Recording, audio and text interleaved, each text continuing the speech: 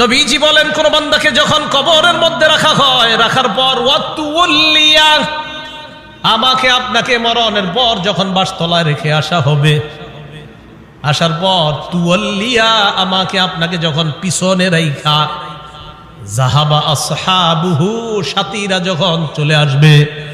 একবার কল্পনা আলেন, রাতের বেলা বিছানায় যখন বালিশে যখন মাথাটা লাগানোর পর কল্পনা করেন আমি মারা গেলাম, যাওয়ার পর বাসতলায় কোন কবরের মধ্যে আমাকে রেখে আমার আত্মীয় স্বজন চলে আসছে, ব্যাপারটা কেমন একটু চিন্তা করেন।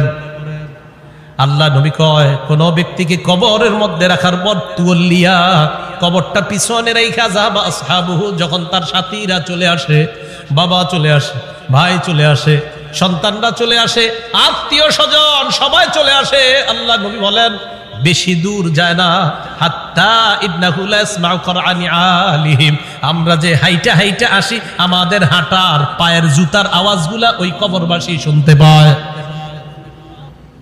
শুনে কেন শুনে জানেন? ওই মুহূর্তে তার দেহের মধ্যে আত্মাটা আল্লাহ দিয়ে দেয়। কেন দেয়?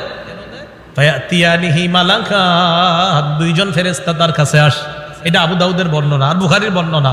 আতাহু মালাকান ফাআকআদা, আবু দাউদের বর্ণনা ফায়ুকঈদানি, দুই ফেরেশতা এসে তারে বসায়, বসানোর পর তারে প্রশ্ন করে।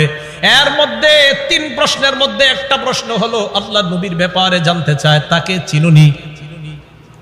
ওই ব্যক্তি ইমানদার হলে যদি তিনটা জবাব সুন্দরভাবে দেয়, আর আল্লাহর নবীর ব্যাপারে যদি বলে আশহাদু আন্না মুহাম্মাদার রাসূলুল্লাহ, আমি সাক্ষী দিচ্ছি তিনি আল্লাহর রাসূল, এই কথা বলার পর ওই ব্যক্তিকে বলা হবে উনজুর ইলা মাকআদিকা মিনান নার, তুমি তোমার জাহান্নামের আসনটার দিকে তাকাও, এটা তোমার জাহান্নামের আসন। তো এই ব্যক্তি জাহান্নামের আসনের দিকে তাকাবে।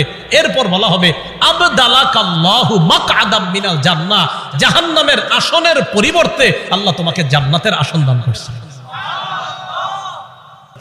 আবু হুরায়রা রাদিয়াল্লাহু তাআলা আনহুর বর্ণনা, তিনি বলেন খরাজা রাসূলুল্লাহ সাল্লাল্লাহু আলাইহি ওয়াসাল্লাম যাতা ইয়াউমিন আও যাতা লাইলা, একদিন রাতে অথবা দিনে রাসূল বাসা থেকে বের হলেন।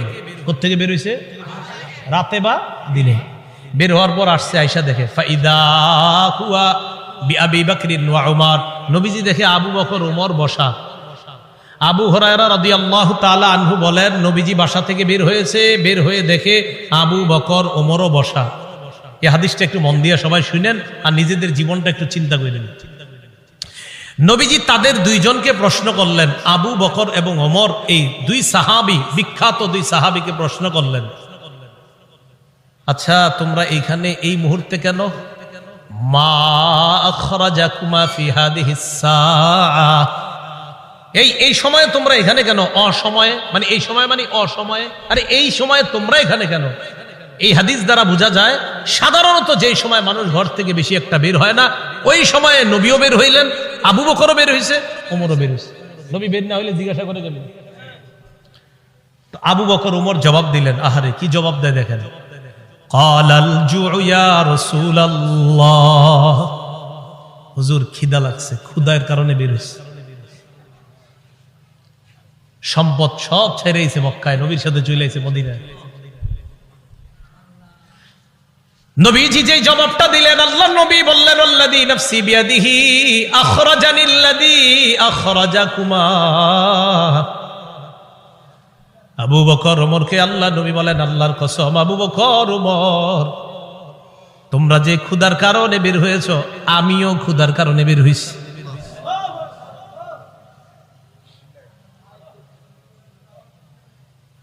আমি যখন এটা পড়ছি, বিশ্বাস করেন কি দেখেন, দুই সাহাবীর আগে বলছে কেন বেরোছো? কয় হুজুর ক্ষুধা। নবীজি কয় আমিও তো ক্ষুধায় বেরোছি। কওমু চলো আমার সাথে চলো। ফাকামু মাআ, দুই সাহাবী আল্লাহ নবীর সাথে চললেন। ফাআতা রাজুলাম মিনাল আনসার, এক আনসারী সাহাবীর বাড়িতে গেলেন। ফাইদা হুয়া লাইসা ফি বাইতিহি, সাহাবী বাড়িতে নাই। রাআতহুল মারআ, ঘর থেকে আনসারীর বিবি দেখা ফেলছে, সর্বনাশ, আমাদের বাসায় এই তিনজনকে, আল্লাহু আকবার, মহিলা চিনে ফেলছে। ভিতর থেকে বলতেছে মারহাবা, স্বাগতম স্বাগতম। এমন মেহমান পাইলে কে স্বাগত না জানায়? আরে সাহাবী রাসূলুল্লাহ সাল্লাল্লাহু আলাইহি সাল্লাম আর আবু বকর ওমরকে যখন আনসারী সাহাবীর বিবি দেখলেন, ভিতর থেকে বলা শুরু করলেন, স্বাগতম স্বাগতম, আপনারা ভিতরে আসেন, ঘরে বসেন। নবীজি ঘরে গিয়ে বললেন, এই না ফুলান, স্বামী কোথায়?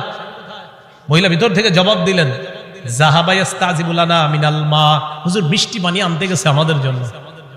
এবার দেখেন কি হয়, ইতিমধ্যে আনসারী সাহাবী আসছে।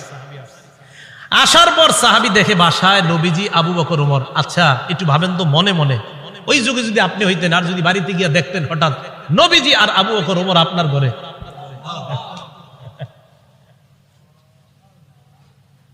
সাহাবী দেখে কি কয়, মা আহাদুল ইয়াউমা আকরামা আদিয়াফা মিন্নি। সাহাবী কয়, আজকে আমার চাইতে শ্রেষ্ঠ মেহমান, আজকে আমি যে শ্রেষ্ঠ মেহমানদেরকে পাইছি, আমার চাইতে শ্রেষ্ঠ ভাগ্যবান আর শ্রেষ্ঠ মেজবান আর কেউ নাই।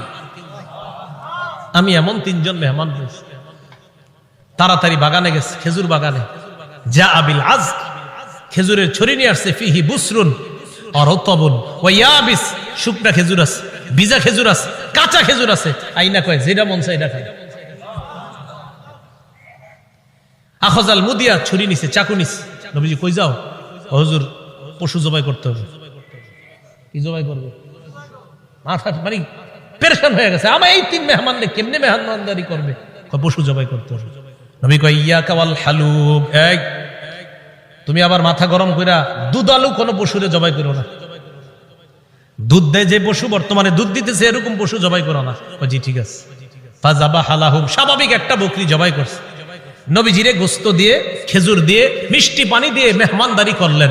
করার পর যে কথাটা নবী বলছে, এটা বলার জন্য আপনাদেরকে লম্বা হাদিসটা শোনাইলাম। নবীজি আবু বকর ওমরকে বললেন, আবু বকর ওমর,